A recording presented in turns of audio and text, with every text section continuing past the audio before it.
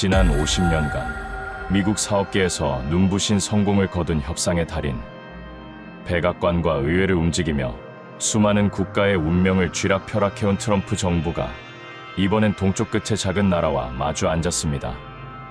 늘 그랬듯 보이지 않는 압력과 심리전으로 승리를 확신했지만 상대는 꿈쩍도 하지 않았죠. 모든 위협을 강물처럼 흘려보내는 고요함, 수천 년을 견뎌온 자만이 가질 수 있는 초연한 눈빛. 그는 그 앞에서 처음으로 전율을 느꼈습니다. 쉽게 흔들리지 않는 단단한 뿌리. 그가 상대했던 나라 중 가장 낯설고도 깊은 존재. 그 나라는 바로 대한민국입니다. 지금부터 그 놀라운 현장 속으로 들어가 보시죠. 미국에서 날아온 충격적인 이야기 바로 시작합니다. 그리고 지금 어디에서 시청하고 계신지 댓글로 남겨주세요. 여러분의 이야기도 듣고 싶습니다. 그 전에 잠깐 1초 만에 누를 수 있는 좋아요 버튼을 꾹 눌러주시면 영상 제작에 큰 힘이 됩니다. 그럼 바로 사연 시작하겠습니다. 안녕하세요. 저는 알렉스 포르쉘입니다. 미합 중국 상무부에서 동아시아 경제 전략을 총괄하는 수석 분석관으로 근무하고 있고, 워싱턴 정가에서 저는 살아있는 전설로 통합니다. 지난 20년간 제가 작성한 경제 분석 보고서는 단 한 번도 틀린 적이 없었고, 백악관 고위층들은 저를 가리켜 승리의 보증수표라고 불러왔죠. 저는 차가운 숫자와 정밀한 데이터만을 신뢰하며 미국의 절대적 국익이라는 단 하나의 기준으로 세계 질서를 해석해왔는데, 그런 저에게 한국이라는 나라는 매우 명확하고 단순한 분석 대상이었습니다. 한국 전쟁의 폐허 속에서 미국의 원조로 겨우 숨을 이어간 나라.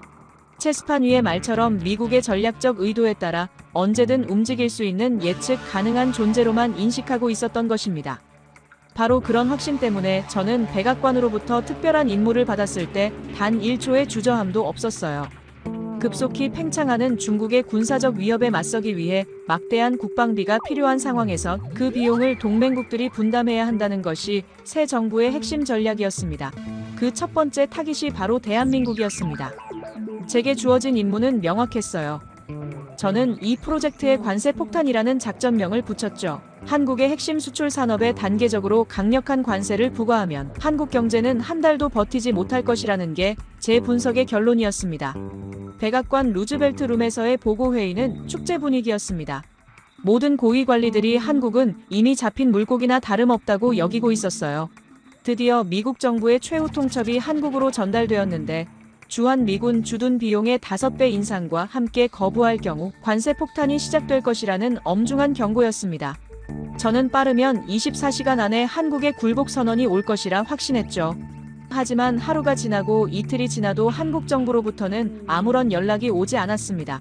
워싱턴 정가에서는 온갖 추측이 난무했지만 저 역시 한국의 혼란이 길어지고 있을 뿐이라고 안일하게 생각했습니다. 그런데 시간이 흐를수록 제 마음속에서는 설명할 수 없는 불안감이 자라나고 있었어요. 바로 그때였습니다. 백악관 웨스트 윙 상황실에서 생중계로 한미 정상회담을 지켜보던 제 눈앞에 믿을 수 없는 장면이 서서히 펼쳐지기 시작했고, 제가 평생 쌓아온 이성과 논리의 견고한 세계가 얼마나 쉽게, 얼마나 순식간에 무너질 수 있는지를 똑똑히 목격해야 했습니다.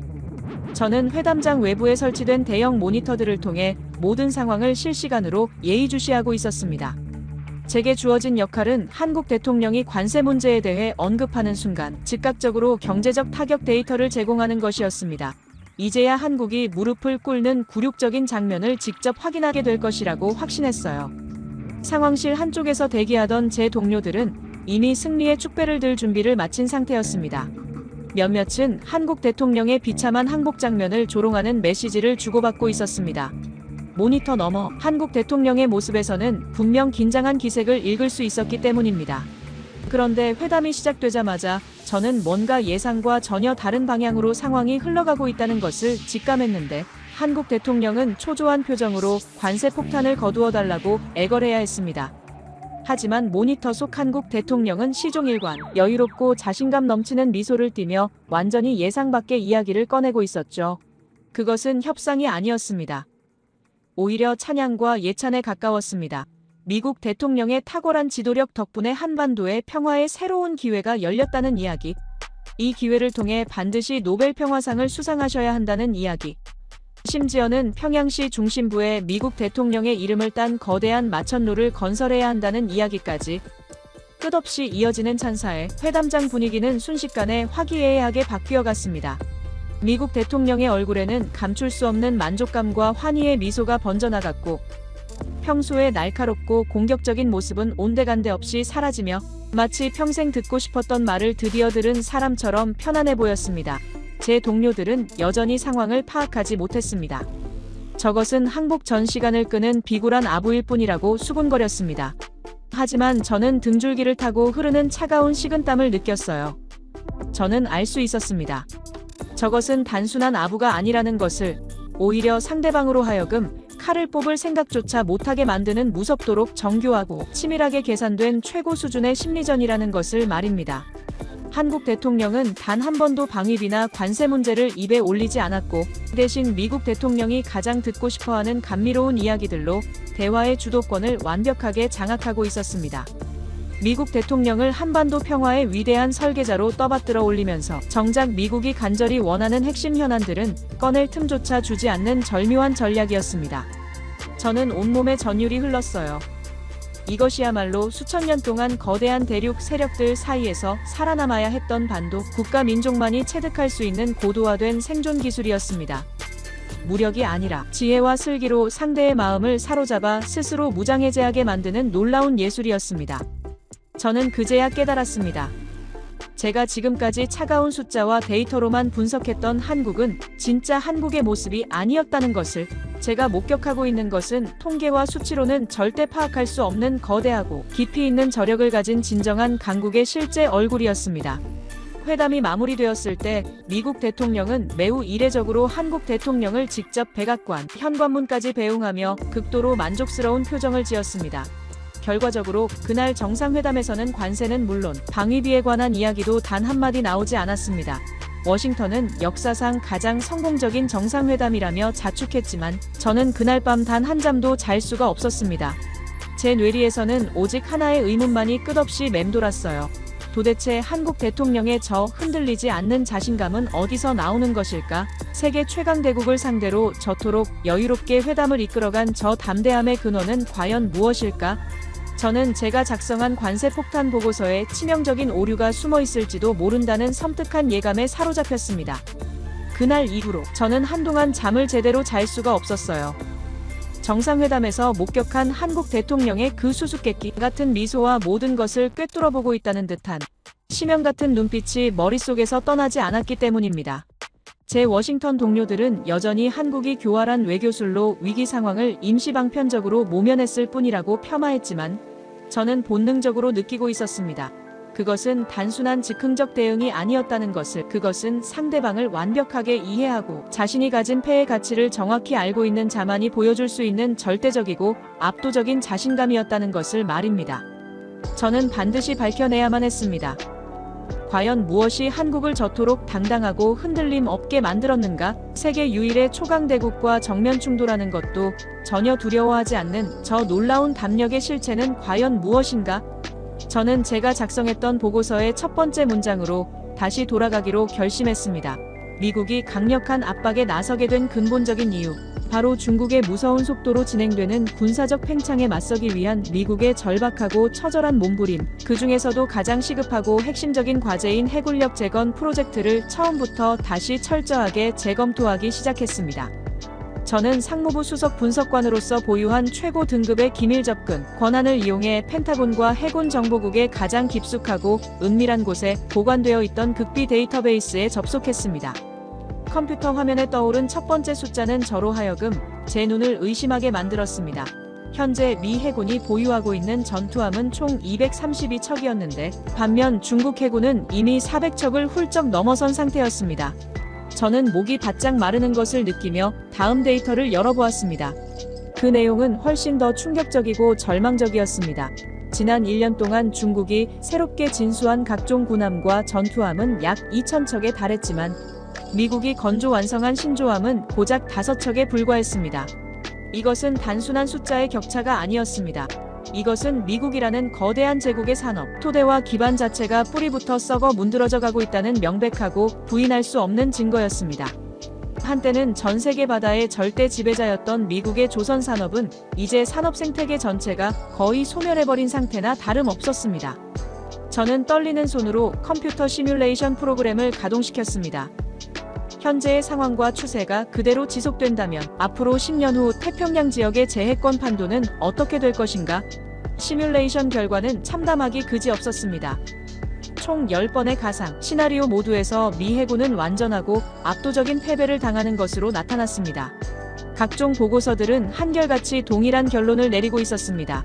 미국의 해양 패권을 단기간 내에 회복시킬 수 있는 유일하고 절대적인 방법은 세계 최고 수준의 조선 기술력과 압도적인 생산 능력을 보유한 국가와의 전면적인 협력뿐이라고, 그리고 그런 조건을 완벽하게 갖춘 나라는 지구상에 단 하나, 바로 대한민국뿐이었습니다. 바로 그 순간 마치 하늘에서 떨어진 번개에 온몸을 관통당한 것 같은 강렬한 전율이 저를 휩쌌습니다. 흩어져 있던 모든 퍼즐 조각들이 한꺼번에 제자리를 찾아가며 맞춰지는 것 같은 무서운 깨달음이 제 머리를 강타했습니다. 정상회담에서 한국 대통령이 보여준 그 흔들림 없는 여유로움의 진짜 이유를, 관세 폭탄이라는 협박에도 눈 하나 깜짝하지 않았던 그 놀라운 자신감의 진정한 근원을 마침내 깨닫게 된 것입니다. 상황은 우리가 생각했던 것과 정확히 정반대였습니다. 우리가 한국의 목줄을 쥐고 있는 것이 아니라 오히려 우리의 생존과 미래가 한국의 소나귀에 달려 있었던 것입니다. 우리는 먹이를 노리는 사냥꾼이 아니었습니다. 오히려 절벽 끝으로 내몰려 상대방의 자비와 협조를 간절히 구해야 하는 절박하고 위태로운 처지였던 것입니다. 이 경악스럽고 충격적인 진실 앞에서 저는 말로 표현할 수 없는 깊은 무력감과 허탈감에 빠져들었습니다.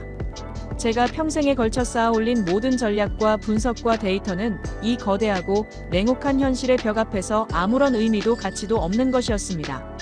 한국은 이 모든 사실을 처음부터 정확히 꿰뚫어보고 있었던 것입니다. 자신들의 존재와 협력 없이는 미국의 미래도 희망도 없다는 것을 누구보다 명확히 파악하고 있었고, 가장 완벽한 타이밍에 가장 완벽한 방식으로 우리의 오만함과 착각을 조용히 비웃고 있었던 것입니다. 저는 제 조국 미국에 대한 참을 수 없는 분노와 실망감을 느끼는 동시에 한국이라는 나라에 대해서는 소름이 끼칠 정도의 경외감과 존경심을 품지 않을 수 없었습니다. 하지만 저의 충격과 깨달음은 여기서 끝나지 않았습니다. 저는 곧이어 조선업이라는 거대한 빙산의 수면 위 일각 아래에 상상조차 할 수 없을 만큼 더 크고 무서운 진실이 숨겨져 있다는 것을 발견하게 됩니다. 조선소에서 받은 그 엄청난 충격은 저를 훨씬 더 깊고 어둠 심연으로 이끌었습니다. 저는 스스로에게 이런 질문을 던져보았습니다. 만약 배의 외형과 몸체를 만드는 기술이 한국에 완전히 종속되어 있다면 그 배의 두뇌 역할을 하는 각종 전자장비와 신경망 같은 통신체계는 과연 안전한 것일까? 저는 조사의 범위를 미국 방위산업의 가장 핵심적이고 민감한 영역, 바로 그 심장부로 확대해 나가기 시작했습니다. 록히드 마틴의 자랑이자 하늘의 제왕인 F-35 스텔스 전투기, 레이시온이 개발한 바다의 눈이라 불리는 이지스 전투관리 시스템, 그리고 미군의 전 세계 통신망을 책임지는 최첨단 군사위성까지 미국의 국가 안보를 떠받치고 있는 이 모든 첨단 무기 체계들의 부품, 공급망과 기술 의존도를 하나하나 세밀하게 추적해 들어갔습니다. 그리고 제가 마주하게 된 진실은 이전의 모든 충격을 무색하게 만들어버릴 만큼 훨씬 더 근본적이고 절망적인 것이었습니다. 이것은 단순한 경제적 종속관계의 문제가 아니었습니다. 이것은 이미 미국이라는 거대한 초강대국이 자신도 전혀 모르는 사이에 생명 유지장치를 다른 나라에 완전히 연결당해버린 것과 같은 끔찍하고 위험천만한 현실이었습니다. 예를 들어 대양을 지배하는 눈이라고 불리는 이지스 전투 시스템의 핵심 두뇌 역할을 하는 고성능 연산 처리 장치, 그 안에 들어가는 초정밀 메모리 반도체와 각종 프로세서는 전량 한국에서 수입되고 있었습니다. 만약 한국이 어떤 이유로든 이 핵심 부품들의 수출을 중단한다면 미국이 자랑하는 최신의 이지스 구축함들과 순양함들은 순식간에 아무짝에도 쓸모없는 고철 덩어리로 전락하게 되는 것이었습니다. 하늘의 절대 제왕이라 불리는 F-35 스텔스 전투기의 상황은 훨씬 더 심각하고 치명적이었습니다. 전투기의 모든 기능과 작동을 총괄 통제하는 중앙 컴퓨터 시스템은 물론이고 적의 레이더망을 무력화시키는 스텔스 기능의 핵심인 특수 도료와 흡수 소재의 원천 기술까지 모두 한국산 부품과 기술에 전적으로 의존하고 있었습니다. 저는 도저히 믿을 수가 없어서 같은 데이터를 여러 번 반복해서 확인했습니다. 하지만 결과는 조금도 바뀌지 않았습니다. 미국이 세계에 자랑하는 가장 위대한 기술적 성취이자 최첨단 무기 체계들이 사실은 한국의 기술이라는 생명의 피를 공급받지 않으면 단 하루도 정상적으로 작동할 수 없는 상태였던 것입니다. 바로 그때 저는 마침내 이해할 수 있었습니다. 한국의 방위산업, 이른바 K방산이 어떻게 그토록 짧은 시간 안에 세계 최고 수준으로 급성장할 수 있었는지를 말입니다.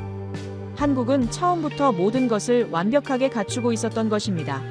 최첨단 무기 개발과 생산에 필요한 핵심 소재와 원천 기술부터 시작해서 그것을 실제로 구현해낼 수 있는 반도체와 전자 기술, 그리고 최종적으로 완성품을 대량 생산해낼 수 있는 제조 능력까지 완벽하고 통합적인 수직 계열화 시스템을 이미 수십 년 전부터 조용히 완성해놓고 있었던 것입니다. 미국이 전 세계를 상대로 끊임없이 전쟁을 벌이며 군사기술의 우위를 과시하고 있는 동안 한국은 아무도 주목하지 않는 조용한 곳에서 기술 그 자체의 뿌리와 근본을 천천히 그러나 확실하게 장악해 나가고 있었던 것입니다. 저는 텅 빈 사무실에 홀로 앉아 말로 표현할 수 없는 거대한 무력감과 절망감에 휩싸였습니다. 제가 지금까지 해온 모든 분석과 전략 수립과 정책 제안은 이 압도적이고 냉혹한 진실 앞에서 마치 어린아이의 소꿉놀이처럼 초라하고 무의미하게 느껴졌습니다. 미국은 이미 총성 한 번 울리지 않은 조용한 전쟁에서 완전히 패배한 것이나 다름없었습니다. 우리는 이미 기술과 산업의 핵심 혈맥을 적에게 내어준 상태였던 것입니다. 이런 전략적이고 근본적인 취약점을 깨닫고 나니 한국이 왜 그토록 민감하고 예민한 핵기술 관련 권한을 요구했는지 그 마지막 의도와 목적이 비로소 선명하게 보이기 시작했습니다. 저는 제 사무실에 홀로 앉아 하나의 중대한 질문에 대한 답을 찾기 위해 고민에 빠졌습니다. 과연 무엇이 우리의 계산에서 빠져 있었던 것일까? 숫자와 데이터로 한국을 완전히 굴복시키겠다는 우리의 완벽해 보였던 계획에서 백악관이 최종 승인한 관세 폭탄 전략의 모든 변수와 시나리오를 다시 한번 철저히 검토해 보았지만 여전히 그 결정적인 답을 찾을 수가 없었습니다. 그러다가 문득 정상회담 직전 한국 측이 비공식 채널을 통해 던졌던 그 수상한 요구 사항이 떠올랐습니다. 한미 원자력 협정의 전면 개정이라는 주제였는데 당시에는 패배 직전에 몰린 약자의 허무맹랑하고 비현실적인 발악 정도로만 치부하고 넘어갔던 그 한마디가 이제는 거대한 암호이자 수수께끼처럼 제 뇌리에서 맴돌기 시작했습니다. 저는 거의 미친 사람처럼 다시 컴퓨터 앞에 앉아 각종 데이터베이스에 접속하기 시작했습니다. 원자력 기술과 탄도 미사일 기술, 겉으로 보기에는 전혀 연관성이 없어 보이던 이 두 개의 키워드를 서로 교차 분석하고 연결해보기 시작했습니다. 그리고 마침내 발견한 하나의 극비 보고서 앞에서 저는 온몸에 피가 얼어붙는 것 같은 극도의 충격과 공포를 느껴야만 했습니다. 그것은 한국이 독자적으로 개발한 현무 시리즈 탄도 미사일의 진짜 능력과 잠재력에 관한 최고 기밀 문서였습니다. 이미 제가 파악하고 있던 사거리와 정밀도와 파괴력을 훨씬 뛰어넘어 그 문서에는 상상조차 하지 못했던 무서운 비밀이 기록되어 있었습니다. 바로 핵탄두 탑재를 전제로 한 설계, 변경 가능성에 대한 상세한 기술적 분석이었습니다. 물론 해당 보고서는 그럴 가능성이 매우 낮다고 결론을 내리고 있었습니다. 하지만 그것은 어디까지나 한국이 미국의 해고산 체제 아래에 안주하며 머물러 있을 것이라는 전제 조건 하에서였습니다. 저는 온몸에 소름이 돋는 것을 느꼈습니다. 이제야 모든 퍼즐의 마지막 조각까지 완전히 이해되기 시작했어요. 세계 최고 수준의 원자력 발전 기술과 핵연료 처리 능력을 보유한 나라, 동시에 대륙간 탄도 미사일 기술까지 완벽하게 보유한 나라, 그런 나라에게 미국의 주한미군 철수라는 위협은 더 이상 위협이 될 수 없었습니다. 오히려 그것은 한국에게 씌워져 있던 마지막 족쇄와 제약을 미국 스스로가 풀어주는 것과 같은 어리석고 자충수적인 행동이었던 것입니다. 한국은 미국의 해고산이나 안보 보장 없이도 스스로를 충분히 지킬 수 있는, 아니 오히려 훨씬 더 강력하고 독립적인 힘을 가질 수 있는 모든 잠재력과 기술적 토대를 이미 완성해놓고 있었던 것입니다. 한국은 핵무기라는 궁극의 카드를 언제든지 꺼내들 수 있는 준비를 마친 채로 우리의 모든 계획과 전략을 처음부터 끝까지 비웃고 있었던 것입니다. 이제 저는 인생의 가장 중대한 선택을 해야만 했습니다. 이 모든 끔찍하고 충격적인 진실을 덮어두고 조국이 파멸의 길로 걸어 들어가는 것을 침묵 속에서 지켜만 볼 것인가? 아니면 이 모든 사실을 세상에 폭로하고 반역자라는 치욕적인 낙인을 뒤집어 쓴 채 제가 가진 모든 것을 잃을 것인가? 저는 그날 밤 한순간도 잠들지 못한 채 인생 마지막이 될지도 모르는 보고서를 작성하기 시작했습니다. 그것은 제가 분석관으로서 작성하는 최후의 보고서가 될 것이었습니다. 보고서의 첫 문장은 이렇게 시작되었습니다. 세계 최강 초강대국 미국의 대한민국 압박 전략은 그 어떤 굴복도 타협도 거부하며 오직 자신들만의 길을 개척해온 진정한 강국, 대한민국이라는 단 하나의 변수 앞에서 처참하게 무너져 내렸고, 저는 그 보고서에 제가 발견한 모든 진실과 현실을 빠짐없이 담아냈습니다.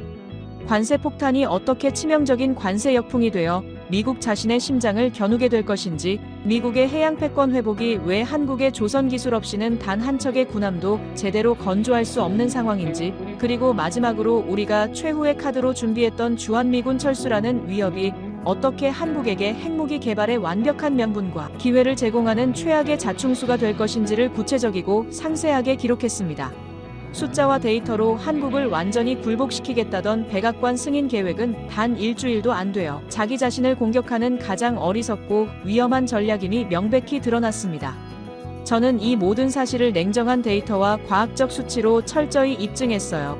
다음 날 아침 저는 완성된 보고서를 들고 마이클스 국장의 사무실로 향했는데, 보고서를 건네받은 마이클스 국장의 얼굴은 처음에는 의아함과 당황스러움으로, 그리고 몇 분 후에는 경악과 충격으로, 마지막에는 걷잡을 수 없는 분노와 격분으로 일그러져 갔습니다. 마이클스 국장은 보고서를 책상 위로 내동댕이치며 저에게 고함을 질렀습니다.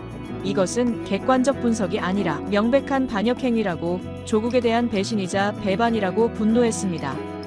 저는 어떠한 해명이나 변명도 하지 않았습니다. 다만 무너져가는 조국을 구하고 싶었을 뿐이었습니다. 하지만 마이클스 국장은 제가 예상했던 것과는 다른 반응을 보였습니다. 분노가 가라앉아 차가운 계산이 그의 눈에 떠올랐습니다. 미국이라는 초강대국의 자존심과 체면을 고려할 때 이런 보고서가 공개적으로 받아들여질 리는 막무하다는 것을 그도 잘 알고 있었던 것입니다. 국장은 잠시 침묵한 후 저에게 말했습니다. 이 보고서는 너무나 급진적이고 파격적이어서 현 시점에서는 받아들이기 어렵다고 좀 더 시간을 두고 신중하게 검토해보자고 말입니다. 그것은 명백한 거부였습니다. 하지만 직접적인 거부가 아니라 우회적이고 관료적인 방식의 묵살이었습니다. 저는 그 순간 깨달았습니다. 아무리 명확한 데이터와 과학적 분석이 있어도, 아무리 조국의 미래가 걸린 중대한 문제라고 해도 기득권층의 자존심과 기존 인식을 뒤바꾸는 것은 불가능에 가깝다는 것을 말입니다. 마이클스 국장은 저에게 당분간 다른 업무에 집중하라고 지시했습니다. 이 보고서에 관련된 어떤 언급도 하지 말라고, 그리고 혹시라도 이 내용이 외부로 유출된다면 그 책임을 지게 될 것이라고 엄중히 경고했습니다. 저는 제 사무실로 돌아와 깊은 절망감에 빠져들었습니다. 며칠이 지나면서 저는 워싱턴 정가의 무서운 현실을 생생히 목격해야 했는데, 제 보고서는 마치 존재하지 않는 것처럼 완전히 무시당했지만, 시간이 흐르면서 미묘한 변화가 일어나기 시작했습니다. 언론에서는 여전히 한국에 대한 강경 조치를 떠들어댔지만, 백악관 내부에서는 조용히 다른 목소리들이 나오기 시작했던 것입니다. 무엇보다 결정적인 변화는 미국 정부가 한국의 진정한 가치를 깨닫기 시작했다는 점이었고, 미국 정부는 당선 직후 최초 통화에서부터 한국의 조선업이 절실히 필요하다는 점을 분명히 밝혔습니다. 이번 정상회담에서도 개인적인 바람 외에 가장 중요하게 논의된 핵심 의제가 바로 전 세계 1위인 대한민국 조선업의 도움을 받아 뒤처진 미국 조선업을 되살릴 방법이었습니다. 저는 그제야 깨달았어요. 여기서 진짜 주도권을 가진 것은 미국이 아니라 한국이었다는 것을 말이죠. 미국 정부에게 관세 문제도 중요하지만 그보다 훨씬 시급한 것은 미국 조선업을 일으켜 미 해군의 추가 군함들을 건조하고 오래된 군함들을 수리하며 새로운 상선들을 만들어 미국이 다시 태평양을 지배하는 해양 패권 국가로 복귀하는 것이었습니다.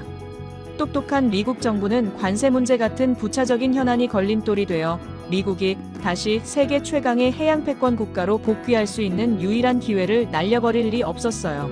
사실 미국 정부는 한국보다 훨씬 더 급한 상황이었고, 한국은 미국이 필요로 하는 가장 완전한 해결책을 모두 가지고 있었던 것입니다. 이렇게 사실은 한국이 더 우위에 있음에도 불구하고 정말로 지혜롭게 상대를 높여주고 자신을 낮춰 그 마음까지 사로잡아버린 것이 바로 이번 정상회담이었습니다.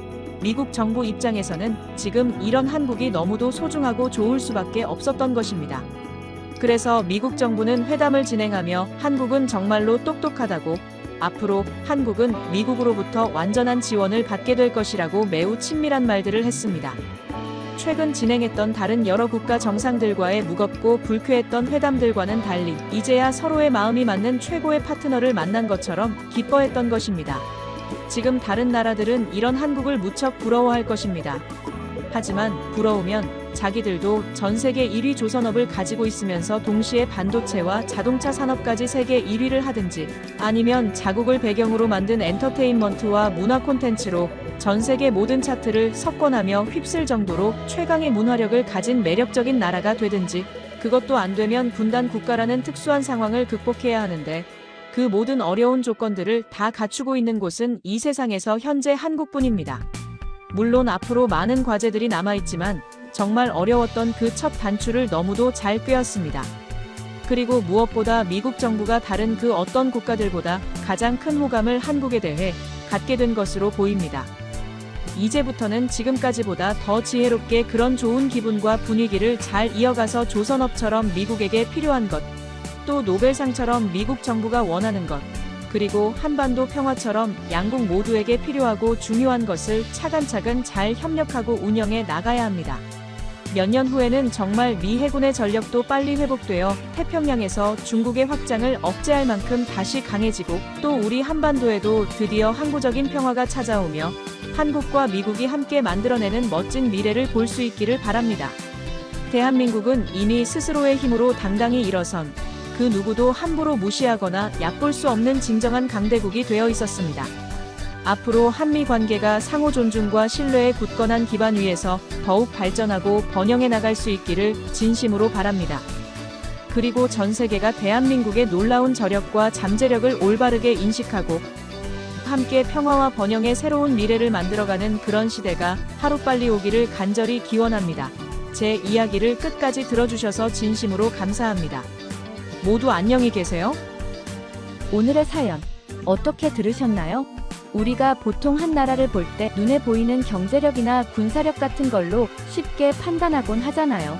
그런데 어쩌면 한 국가의 진짜 무서움은 그런 숫자로 표현할 수 없는 곳에 있는 게 아닐까 싶습니다. 수천 년 동안 수많은 위기를 이겨내면서 그 민족의 DNA에 새겨진 무언가, 겉으로 드러나지 않는 그들만의 단단한 자존심 같은 거요. 어쩌면 가장 강력한 무기는 최첨단 미사일이 아니라 그 누구도 얕볼 수 없게 만드는 그 보이지 않는 힘일지도 모르겠습니다. 한 나라의 진짜 저력은 과연 어디에서 나오는 걸까요? 그리고 그 힘은 과연 현대의 기준으로 측정할 수 있는 걸까요? 여러분의 생각을 아래 댓글에 알려주세요. 충격적인 일이 벌어지고 있습니다. 러시아와 독일 사이에서 수백 년을 견뎌온 동유럽의 작은 나라가 아시아의 기술 강국에 깜짝 놀라고 말았다고 하는데요. 세계 강대국들의 그늘에서 자신만의 길을 개척해온 폴란드가 태평양 너머 기술 선진국의 혁신적 역량 앞에 경외심을 표하는 순간 동서양의 역사적 조우가 새로운 협력의 장을 열고 있다고 합니다. 그 놀라운 현장 속으로 들어가 보실까요? 폴란드에서 날아온 충격적인 이야기 지금 시작합니다. 그리고 어디에서 듣고 계신지 아래 댓글에 나눠주세요. 그 전에 잠깐 1초 만에 누를 수 있는 좋아요 버튼을 꾹 눌러주시면 영상 제작에 큰 힘이 됩니다. 그럼 바로 사연 시작하겠습니다. 안녕하세요. 저는 바르샤바 공과대학교에서 산업경영학을 가르치는 엘라 모니카라고 합니다. 경제학 박사이자 유럽 산업 시스템을 연구하는 전문가로 활동하고 있어요. 오늘은 제가 경험한 충격적인 이야기를 들려드리려 합니다. 2023년 가을, 폴란드 브로츠와프에 있는 LG 에너지 솔루션 공장을 방문했을 때의 일인데요. 그날의 경험은 제 생각을 완전히 바꿔놓았습니다. 솔직히 처음에는 그저 학생들에게 보여줄 사례 연구 자료를 수집하러 간 것뿐이었지만 그곳에서 목격한 현실은 제가 알던 산업 시스템의 개념을 완전히 뒤흔들었어요. 폴란드는 오랫동안 유럽의 변방 국가로 여겨졌습니다. 우리는 언제나 독일이나 프랑스 같은 나라들의 기술력을 부러워했고, 폴란드의 공장들은 외국 기업들의 하청업체 역할에 머물러 있었어요. 이런 역사적 상처는 우리 산업계의 깊은 콤플렉스로 자리 잡았습니다. 한때는 우리도 자랑스러운 산업국가였지만 공산주의 시절을 거치며 기술력에서 크게 뒤처졌어요. 이제 와서 또 아시아의 작은 나라 한국이 우리에게 기술을 가르친다니? 솔직히 처음엔 기분이 썩 좋지 않았습니다. 하지만 브로츠와프 공장에 도착했을 때 저를 맞이한 것은 경악할 만한 광경이었습니다. 거대한 생산 라인이 놀라운 정밀도로 움직이고 있었어요. 그 속에는 폴란드가 지금껏 경험하지 못했던 산업의 비밀이 숨겨져 있었습니다. 이건 단순한 배터리 공장이 아니었어요. 마치 미래에서 온 듯한 첨단 설비들이 빈틈없이 조화를 이루고 있었습니다. 가이드는 이 공장이 연산 90기가와트시 규모의 생산 능력을 갖추고 있으며 전기차용 NCM 배터리와 LFP 배터리, ESS 배터리 등 세 종류의 제품을 동시에 생산하게 된다고 설명했습니다. 이는 LG엔솔의 글로벌 생산기지 중에서도 처음 시도되는 역사적 쾌거라고 했어요. 왜 이런 혁신적인 시도를 하필 폴란드에서 하는지 의문이 들었습니다. 우리 폴란드 사람들이 그렇게 뛰어난가요? 제가 물었을 때 가이드는 웃으며 대답했습니다. 브로츠와프 공장은 이미 높은 수율을 바탕으로 LG의 유럽 전진기지 역할을 해왔습니다. 여기서 만든 배터리는 르노와 같은 유럽 자동차 브랜드에 공급됩니다. 저는 더 깊이 파헤쳐 물었습니다. 하지만 이런 첨단 기술을 왜 폴란드에서 생산하나요? 그냥 한국에서 만들어 수출하면 되지 않나요? 가이드의 설명은 제게 또 다른 충격을 주었어요. 이건 단순한 비용 문제가 아닙니다. LG는 지역별 맞춤형 생산 전략을 펼치고 있어요. 유럽에서 필요한 배터리는 유럽에서, 북미에서 필요한 건 북미에서 생산합니다. 이 말을 듣는 순간 저는 불편한 진실과 마주했는데 한국은 더 이상 값싼 제품을 만드는 나라가 아니었어요. 그들은 세계가 인정한 기술력으로 초격차를 만들어내고 있었습니다. 작은 나라에서 시작했지만 이제는 세계 정복자로 떠오른 한국의 기업들. 그들은 대체 어떻게 이런 혁신을 이뤄낸 걸까요? 더 놀라운 것은 공장의 효율성이었습니다. 생산 라인 조정을 통해 3가지 다른 배터리를 한 공장에서 생산하는 전략은 최소 비용으로 최대 효율을 끌어내는 한국식 혁신이었어요. 신규 공장 건설 대신 기존 라인을 최적화하는 이 접근법은 전 세계 배터리 산업의 판도를 바꿀 수 있는 혁신적 시도였습니다. 저는 무거운 마음으로 메모를 하면서 생각했습니다. 우리 폴란드는 언제쯤 이런 기술을 자체적으로 개발할 수 있을까요? 언제쯤 우리만의 혁신으로 세계를 놀라게 할 수 있을까요? 그날 저는 한국이라는 나라와 그들의 기술력에 대해 완전히 새로운 시각을 갖게 되었어요. 그리고 이것은 제 여정의 시작에 불과했습니다. 다음 날 공장 내부를 더 자세히 둘러보며 저는 더 큰 충격과 마주하게 될 예정이었습니다. 이튿날 아침 브로츠와프 LG에너지솔루션 공장으로 다시 향하는 차 안에서 깊은 생각에 잠겼는데요. 어제의 충격적인 경험이 머릿속을 떠나지 않았어요. 우연히 차창 밖으로 보이는 도시 풍경은 폴란드의 과거와 현재가 공존하는 모습이었습니다. 35년 전인 1989년 우리나라가 한국과 수교를 맺었을 때만 해도 이런 날이 올 줄은 아무도 예상하지 못했어요. 그때는 우리가 공산주의에서 벗어나 자유시장 경제로 첫 발을 내딛던 시기였습니다. 한국은 당시 우리에게 약 4억 5천만 달러의 상업차관을 제공하며 경제적 도움을 주었어요. 그 시절 폴란드 사람들에게 한국은 그저 아시아의 작은 나라였고 우리는 한국의 발전 모델을 배우려 했습니다. 하지만 시간이 흐르며 현실은 예상을 훨씬 뛰어넘었어요. 폴란드에 390여 개의 한국 기업이 진출해 3만 명의 일자리를 만들어냈고 작년에는 무역 규모가 100억 달러를 넘어섰습니다. 공장에 도착하자 어제와는 다른 긴장감이 느껴졌어요. 오늘은 연구개발팀을 만나 최신 배터리 기술에 대해 깊이 알아볼 예정이었습니다. 로비에서 기다리는 동안 놀랍게도 익숙한 얼굴을 발견했는데 바르샤바 공대 시절 같은 연구실에서 일했던 동료 토마스였습니다. 토마스는 LG에너지솔루션의 선임 연구원으로 일하고 있었어요. 반가운 마음에 인사를 나누며 그가 이곳에서 근무하게 된 배경을 들었습니다. 토마스는 3년 전 한국으로 연수를 다녀온 후 완전히 다른 사람이 되었다고 했어요. 한국의 연구 문화와 기술력에 경악했고 그곳에서 얻은 경험을 폴란드에서 실현하고 싶어 LG에 입사했다고 합니다. 토마스와 함께 연구시설을 둘러보기 시작했는데 그곳에서 목격한 기술의 수준은 상상을 초월했어요. 3가지 다른 배터리를 동시에 생산하는 시스템의 근본적인 비밀이 펼쳐졌습니다. 일반적으로 다른 종류의 배터리는 완전히 다른 생산 라인과 설비가 필요하지만 이곳에서는 핵심 공정을 공유하면서도 각 제품의 특성을 최적화하는 역사적 쾌거를 이루고 있었어요. 토마스는 자랑스럽게 설명했습니다. LG의 기술진이 고안한 이 시스템은 세계 최초로 NCM 배터리와 LFP 배터리, ESS 배터리를 한 공장에서 동시에 생산하는 것이라고 했어요. 더욱 놀라운 것은 기존 라인을 효율적으로 전환해 최소한의 투자로 최대 성과를 내는 방식이었습니다. 이것이 바로 한국 기업의 초격차 전략이었어요. 연구실에 들어서자 한국인 연구원들과 폴란드 연구원들이 함께 일하는 모습이 보였는데 그들은 새로운 배터리 기술에 대해 열띤 토론을 벌이고 있었고 한쪽에서는 르노에 공급될 LFP 배터리의 성능을 높이기 위한 테스트가 진행 중이었습니다. 이 배터리는 2026년부터 르노의 준중형 전기차에 적용될 예정이라고 했어요.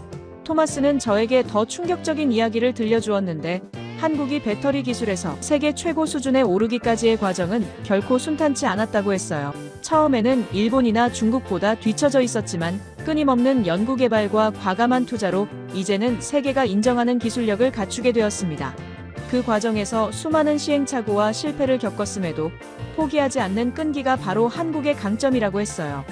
특히 인상적이었던 것은 폴란드 브로츠와프 공장의 전략적 위치였는데 이곳은 단순한 제조 공장이 아니라 유럽 전체를 위한 배터리 공급 거점이었어요. 르노와의 계약은 2030년까지 59만 대의 전기차에 들어갈 39기가와트시 규모의 배터리를 공급하는 대규모 프로젝트였습니다.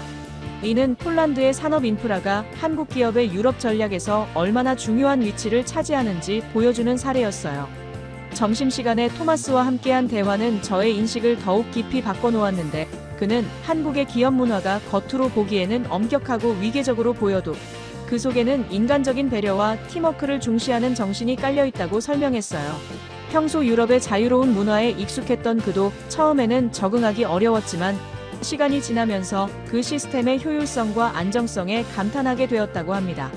오후에는 실제 생산 라인을 자세히 살펴볼 기회가 있었는데 그곳에서 다시 한번 경악할 만한 광경을 목격했어요. 완벽한 정밀도로 움직이는 로봇들과 그 사이에서 조화롭게 일하는 작업자들의 모습이 인상적이었습니다. 한국 기술자들의 지도 아래 폴란드 직원들이 배우고 성장하는 모습에서 미래의 기대감이 느껴졌어요. 하지만 생산 라인을 둘러보던 중 예상치 못한 상황이 발생했습니다. 갑작스러운 경보음과 함께 한 구역의 생산이 중단되었어요. 이제 저는 위기 상황에서 한국의 시스템이 어떻게 작동하는지 직접 목격하게 될 참이었습니다. 생산 라인에서 울린 갑작스러운 경보음은 공장 전체에 긴장감을 불러왔습니다. 그 순간 주변에 있던 폴란드 작업자들의 얼굴에 당혹감이 스쳐 지나갔어요. 비상 상황에 익숙하지 않았던 그들은 순간적으로 우왕좌왕했습니다. 하지만 놀랍게도 경보음이 울린 지 10초도 채 되지 않아 3명의 한국인 엔지니어가 현장에 도착했어요. 그들의 움직임에서 경악할 만한 정확성이 느껴졌습니다. 마치 수백 번 훈련한 듯한 완벽한 조화였어요. 첫 번째 엔지니어는 즉시 문제가 발생한 설비의 전원을 차단했고, 두 번째는 연결된 공정의 안전을 확인했으며, 세 번째는 데이터를 수집하기 시작했습니다. 그 모든 과정이 말 한마디 없이 이루어졌어요. 서로 눈빛만으로 소통하며 각자의 역할을 완벽하게 수행했습니다. 이 모습은 제가 이제까지 학문적으로만 알고 있던 위기관리 시스템과는 차원이 달랐어요.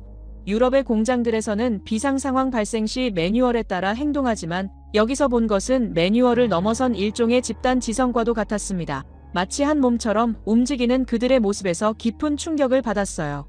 2010년대 초반 폴란드는 케이토브룬 방공 시스템과 크랩 자주포를 구매하며 한국과의 방산 협력을 시작했습니다. 당시만 해도 우리는 한국의 방산 기술이 그저 미국이나 유럽의 기술을 모방한 것이라고 생각했어요. 하지만 2023년 한국 정부의 국빈 방문 이후 폴란드는 K2 전차와 K9 자주포, 한국형 공격기 등 대규모 방산 계약을 체결했습니다. 그 이유를 이제야 이해할 수 있었어요. 한국의 기술력은 모방이 아닌 혁신이었고, 그 바탕에는 오늘 제가 목격한 것과 같은 근본적인 시스템의 차이가 있었습니다. 10분도 채 지나지 않아 문제의 원인이 파악되었어요. 센서 하나의 오작동이었습니다. 폴란드 기술자들이 문제 해결에 참여하려 했지만 한국 엔지니어들은 이미 복구 작업을 시작했어요.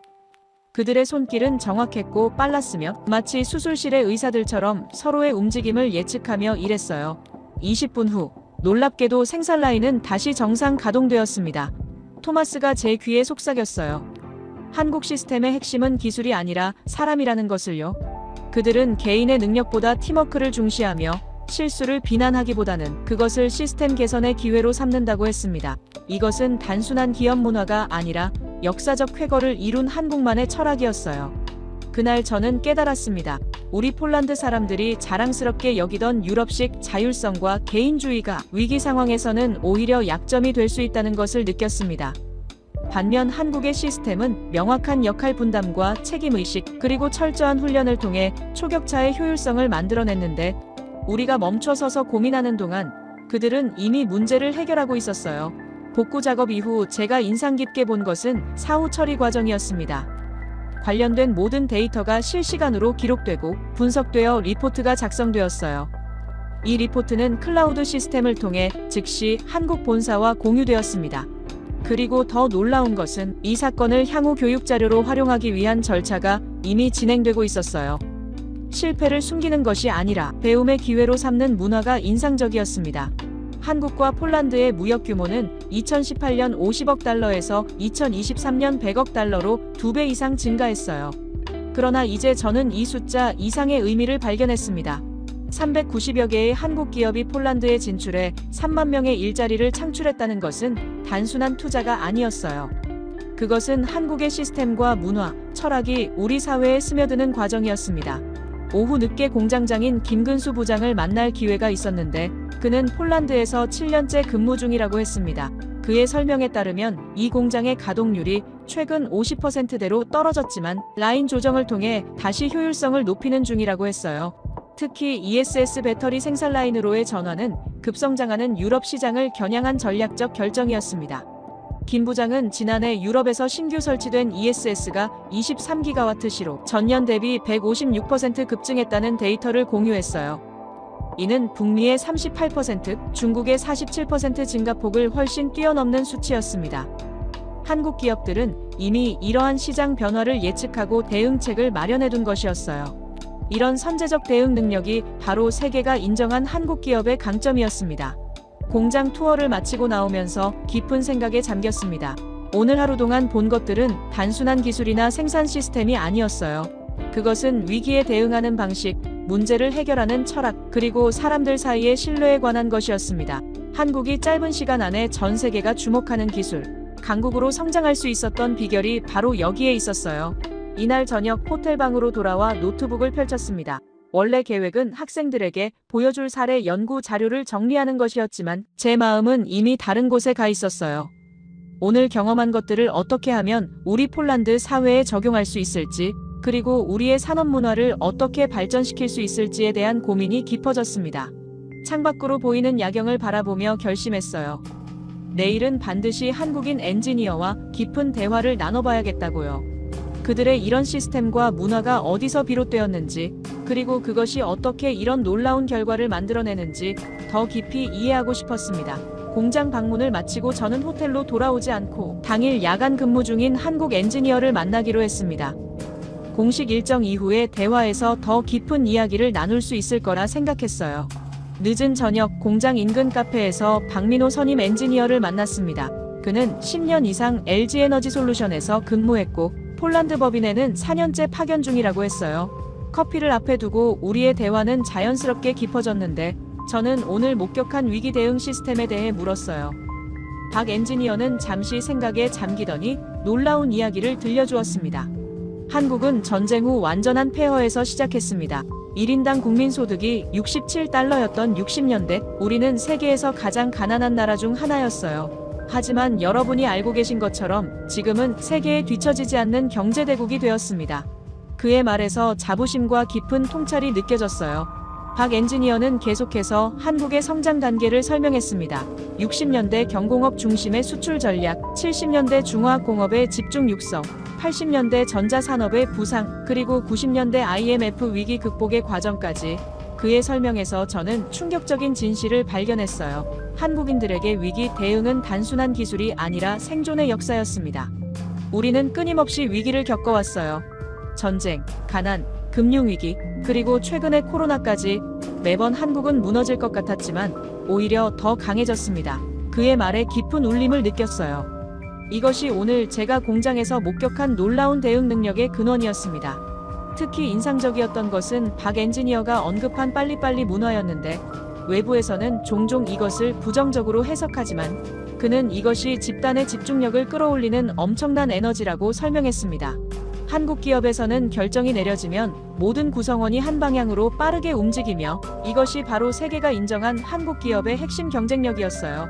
저희 회사가 어떻게 배터리 시장에서 세계 최고 수준에 올랐는지 아세요? 그가 물었습니다. 저는 호기심 가득한 눈으로 그를 바라봤어요. 2000년대 초반만 해도 일본이 배터리 기술을 선도했고 중국은 거대한 내수 시장을 바탕으로 성장하고 있었습니다. 하지만 우리는 미래에 대한 확신과 집요한 실행력으로 모두를 뛰어넘었어요. 그는 2012년 미국이 중국의 반도체와 배터리 관련 수출 규제를 강화했을 때 한국 기업들이 어떻게 대응했는지 설명했습니다. 그들은 위기 속에서도 멕시코, 베트남, 폴란드 등 글로벌 생산 네트워크를 통해 유연하게 대응했어요. 이런 전략적 유연성은 한국 기업만의 독특한 강점이었습니다.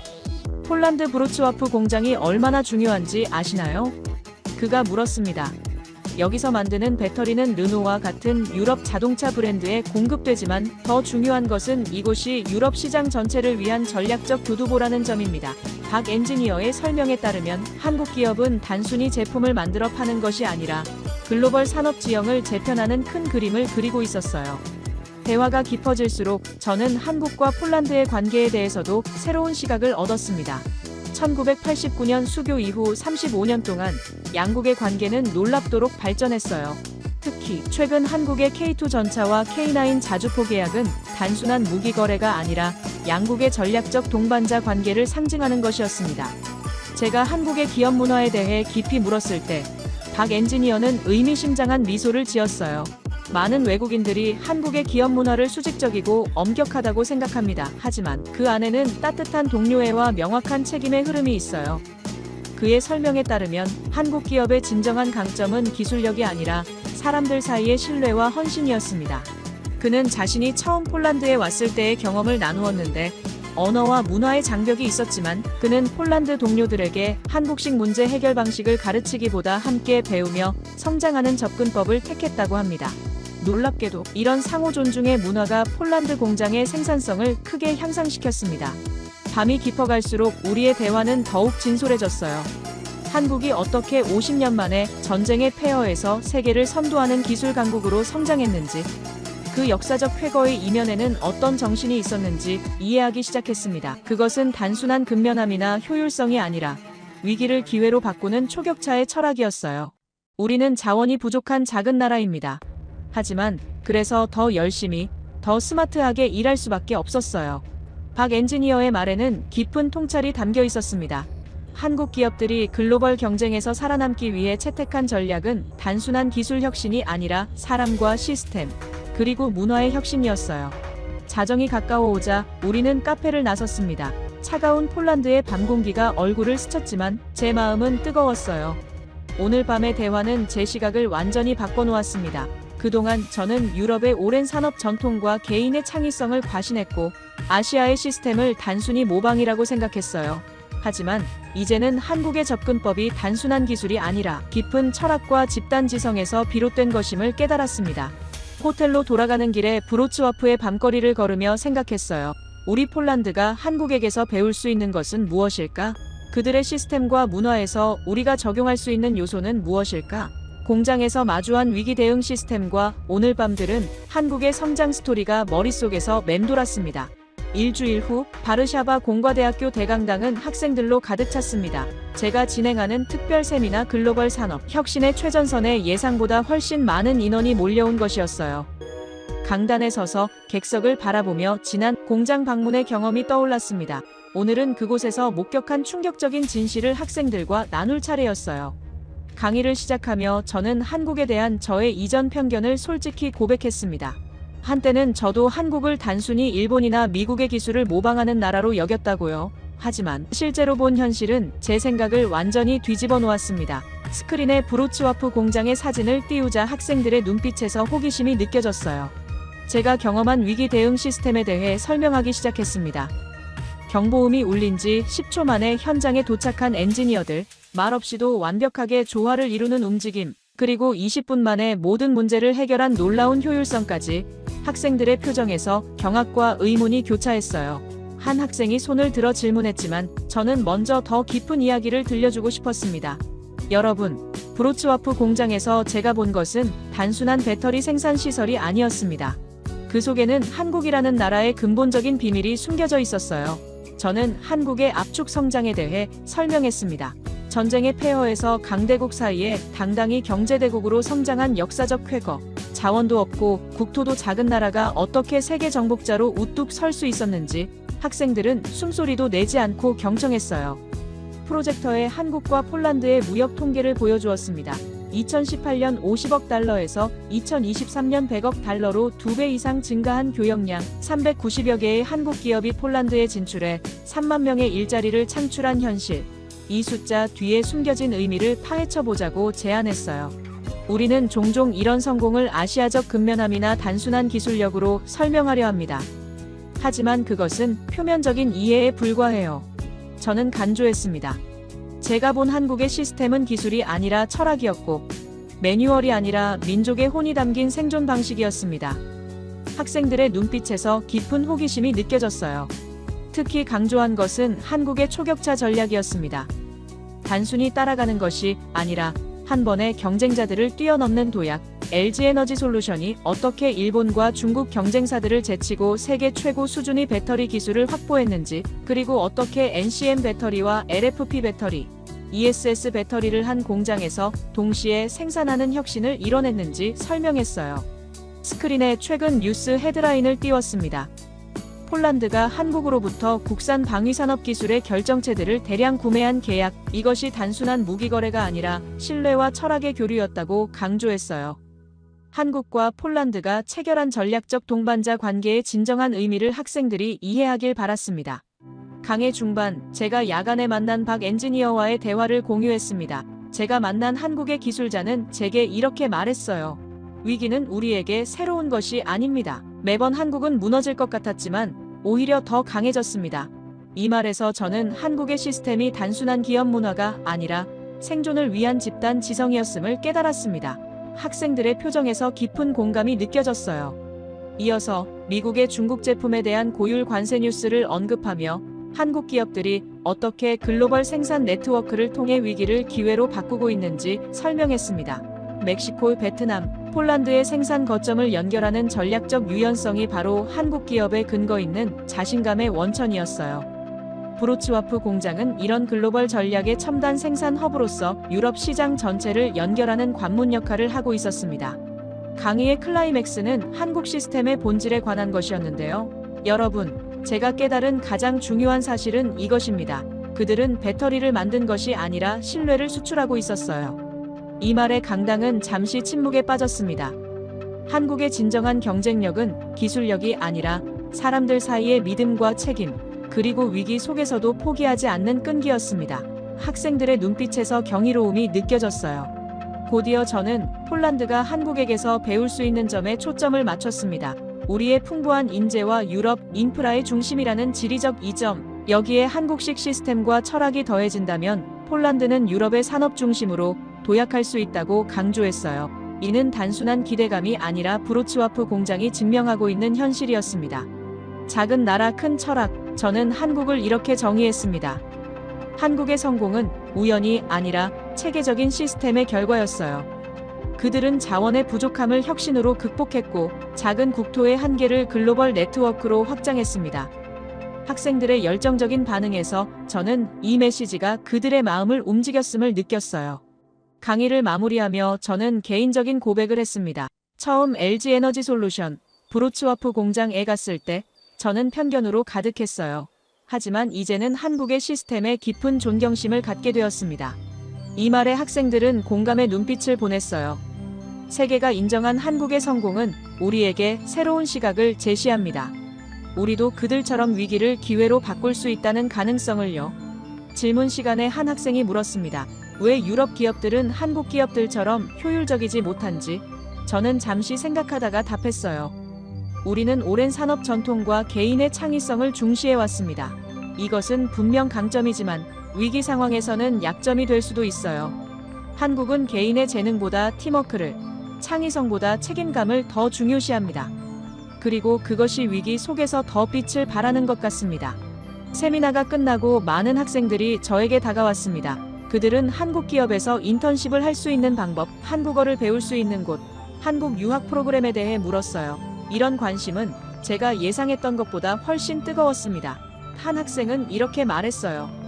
교수님, 졸업 후 한국 기업에 지원할 기회가 있을까요? 그들의 시스템과 철학을 직접 경험하고 싶어서요. 라고요. 연구실로 돌아오는 길에 깊은 생각에 잠겼습니다. 불과 며칠 전 LG에너지솔루션, 브로츠와프 공장 방문이 이렇게 큰 파장을 일으킬 줄은 예상하지 못했어요. 한국에 대한 저의 인식이 완전히 바뀌었을 뿐만 아니라 학생들에게도 새로운 시각과 열정을 불러일으켰습니다. 이것이 바로 교육의 진정한 힘이라고 느꼈어요. 창밖으로 풍경을 바라보며 문득 생각했습니다. 저도 한국에 직접 가서 그들의 시스템과 문화를 더 깊이 경험해보고 싶다고. 폴란드의 미래를 위해, 그리고 저 자신의 학문적 성장을 위해서도 그것은 필요한 여정일 것 같았어요. 결심이 섰습니다. 다음 학기에는 반드시 한국을 방문하리라고요. 한 달 후, 저는 바르샤바 공대 총장실에서 뜻밖의 제안을 받았습니다. 한국과 폴란드 학술교류 프로그램의 일환으로 서울대학교와 카이스트를 방문하는 연구단에 합류해달라는 요청이었어요. 브로츠와프 공장 방문 이후 품었던 한국행 희망이 현실이 된 순간이었습니다. 한국의 미래 비전을 연구하면서 저는 또 다른 충격을 받았어요. 배터리 기술을 넘어 사회, 경제, 환경이 통합된 지속 가능한 발전 모델이 그곳에 있었습니다. 인공지능, 빅데이터, 친환경 기술의 융합은 폴란드가 나아가야 할 방향에 대한 영감을 주었어요. 출발을 앞두고 학생들과 마지막 세미나를 열었습니다. 폴란드와 한국 미래를 위한 협력의 가능성이라는 주제로 진행된 이 시간에 학생들의 관심은 놀라울 정도로 뜨거웠어요. 우리가 목격하는 것은 역사적 쾌거의 시작점에 불과합니다. 한국과 폴란드의 관계는 K2 전차와 배터리를 넘어 교육, 친환경 에너지, 디지털 혁신으로 확장될 것입니다. 이 말에 학생들의 눈빛에서 기대감이 반짝였습니다. 창밖으로 바르샤바의 밤하늘을 바라보며 이 여정이 제 인생의 전환점이 될 것이라는 강한 예감이 들었어요. 저는 한국에서 보게 될 기술과 시스템, 그리고 그 기저에 흐르는 철학을 폴란드의 미래를 위한 청사진으로 삼고 싶었습니다. 잠이 들기 전 문득 깨달았어요. 제가 찾던 답은 결국 시스템이나 기술 자체가 아닌 그것을 만들어낸 사람들의 정신이었습니다. 모든 위대한 변화는 작은 깨달음에서 시작된다는 것을 저는 이제 알고 있었어요. 한국에서의 경험을 통해 폴란드도 세계를 놀라게 할 날이 올 것이라 믿으며 제 이야기를 마치겠습니다. 끝까지 들어주셔서 감사합니다. 모두 안녕히 계세요. 오늘의 사연 어떻게 들으셨나요? 폴란드와 한국, 지구 반대편에 있는 두 나라의 만남이 이렇게 특별할 줄은 몰랐네요. 우리가 당연하게 여기던 기술력이 유럽의 한 나라를 이렇게 놀라게 할 수 있다니 새삼 자랑스러운 마음이 드네요. 동유럽의 작은 나라가 우리 기술에 감탄하는 모습을 들으니 왠지 뿌듯한 기분도 들고요.